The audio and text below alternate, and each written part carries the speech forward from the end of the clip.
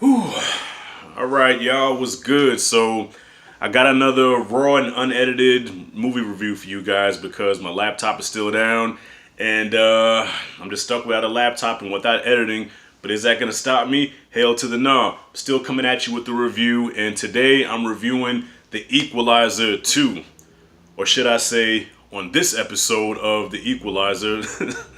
Because, alright, look here. The first Equalizer was no masterpiece, okay? It was a somewhat average, a little bit above average movie, but you know what? I rock with Denzel, so, I did have love for the first Equalizer. But to be honest with you, it was kind of a dull action movie, especially compared to John Wick. It doesn't even stand up to John Wick at all. So, honestly, I didn't really have high expectations for this Equalizer, but I want to check it out anyway. And I will say this one is definitely not as good as the first one. I was really disappointed in this movie, but my expectations weren't so high, so I can't say that I was upset about being disappointed. I kind of knew I was going to be disappointed, but the way the movie opened, okay, this is spoiler free by the way, the way this film opened, it set a tone to where it was like, okay, the first movie, it took about maybe 30 minutes before shit got real, before the action really kicked in. In this movie, it was like right away. So in the opening scene, some stuff pops off. Denzel's doing his Equalizer shit, and I'm like, okay, if this is what we're in store for, okay, I'm on board with this, because a sequel usually has to up the ante, it has to up the stakes, and also it has to add more action compared to the first one. That's the whole point of having a sequel to an action movie. That's historically proven. So it set the tone for a fast-paced action film, and then it just screeched on the brakes. It came to a halt, and then we had about an hour and a half of just boredom. I was bored watching this. A couple of times I was nodding off. I was not really interested. Even Denzel cannot give a bad performance if he tried, so I can't say his performance was bad. It was just bland. He was still doing his thing. He's playing the same character the way he was in the first movie, but that's the thing, like in this one, it's just a continuation of the first film.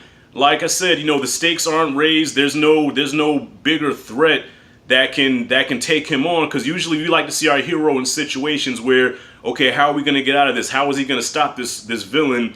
Or if he's met his match with a certain villain, and either or happens. He doesn't meet his match. He's always a step above everybody. He's always outsmarting everybody, and then by the end you're like, okay, so what? You know what I'm saying? So yeah, man, I mean, when the action scenes did happen, they were okay, but because I was so bored when the action did finally start, I was like, okay, action, oh cool, okay, he done slice somebody open, he done flip somebody over, okay, he jack somebody else up, okay, cool. Alright, I will say the highlight of this film is the relationship between him and Youngblood from Moonlight.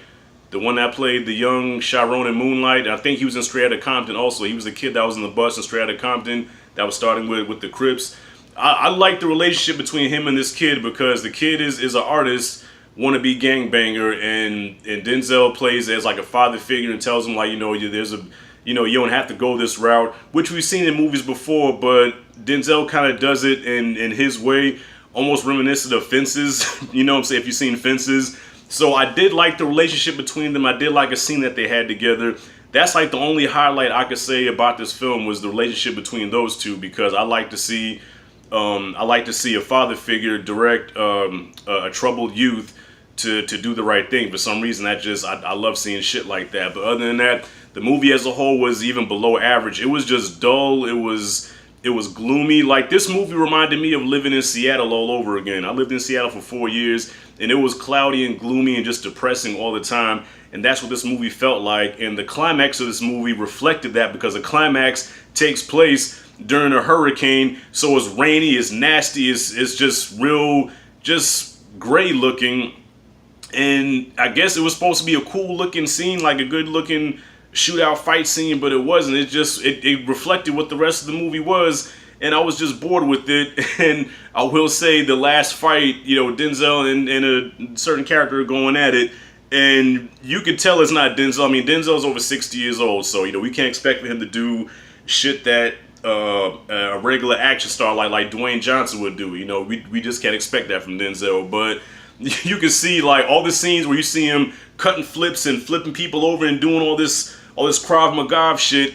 it's far away, but then close, you know, you do the close-ups when you see Denzel's face. And we see that in movies a lot, but just with this, it wasn't believable. So wrapping it up, Equalizer 2 is definitely red box worthy. Okay, so I wouldn't if I was you, I would not rush out to see this. If you did see it, tell me what you think about it below. Am I tripping, or am I just, you know, I don't know.